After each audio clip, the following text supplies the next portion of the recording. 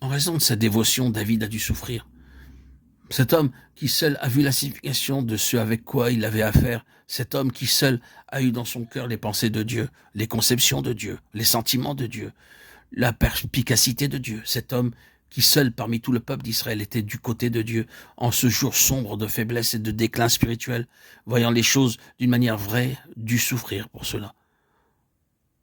Pendant qu'il venait sur la scène avec sa perception et sa perspicacité dans ce qui se révélait être l'enjeu et qu'il se mettait à défier cette chose dans son indignation, sa colère et son zèle pour le Seigneur, ses propres frères s'attaquèrent à lui. De quelle façon? De la manière la plus cruelle pour n'importe quel homme comme lui, de la manière la plus calculée pour arracher le cœur de n'importe quel vrai serviteur de Dieu. Ils lui ont imputé des motifs faux.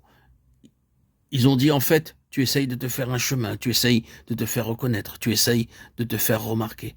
Tu es gouverné uniquement par des intérêts personnels, des ambitions personnelles. C'est un coup cruel.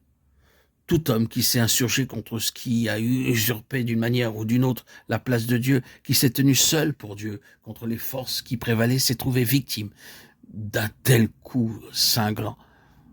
À Néhémie, il fut dit, tu essayes de te faire un nom, de te faire honorer et de faire proclamer dans tout le pays par des prophètes qu'il y a à Jérusalem un grand homme appelé Néhémie.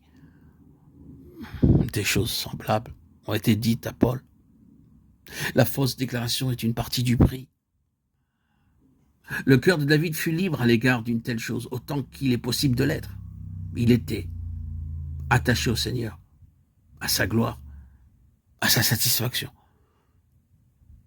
Mais néanmoins, il sera dit, tout est pour lui, pour son propre nom, sa propre réputation, sa propre position.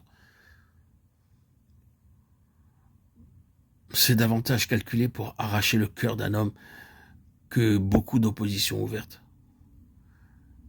Si seulement il sortait pour combattre loyalement et carrément de manière ouverte. Mais David n'a pas succombé. Le géant, Goliath, a succombé.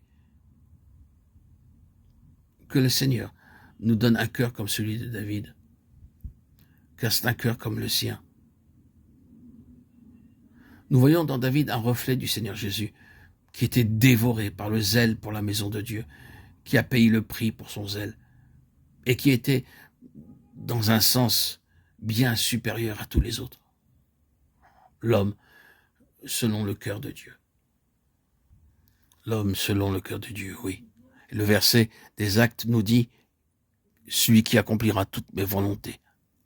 Actes 13, 22.